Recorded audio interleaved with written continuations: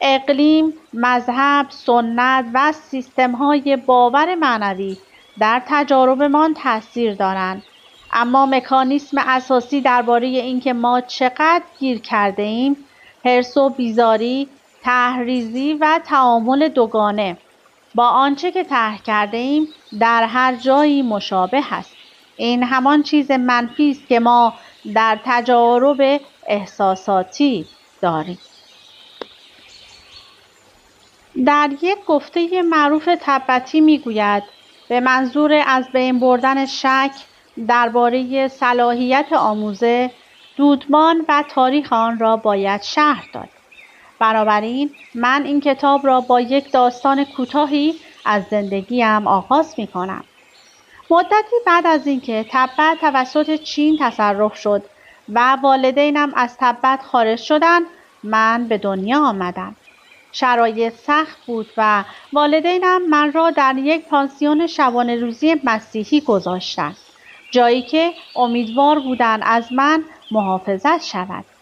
پدرم یک لامای بودایی بود. مادرم یک تمرین کننده از سنت بن بود. مدتی بعد پدرم درگذشت. سرانجام مادرم دوباره با یک لامای بن ازدواج کرد. مادرم و آن مرد هر دو آرزو داشتند که من در فرهنگ خودمان زندگی کنم و وقتی 10 ساله شدم من را به یک صومعه بن در دولانچی هند فرستادند و من نیز یک راهب شدم.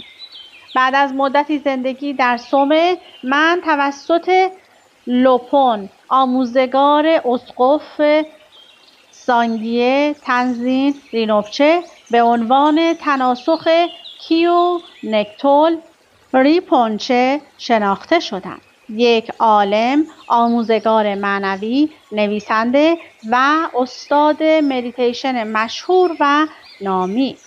او یک ستاره شناس مشهور بود و در تبت غربی و شمال هند به عنوان رام کننده ارواح مهاجم شناخته شده بود.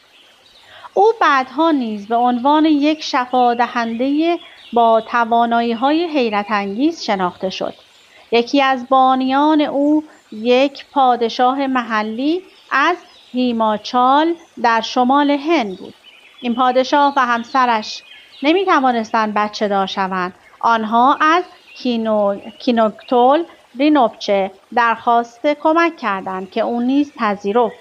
فرزندی که آنها به دنیا آوردند همکنون وزیر ارشد هیماچال پرادش ویر باردوروست.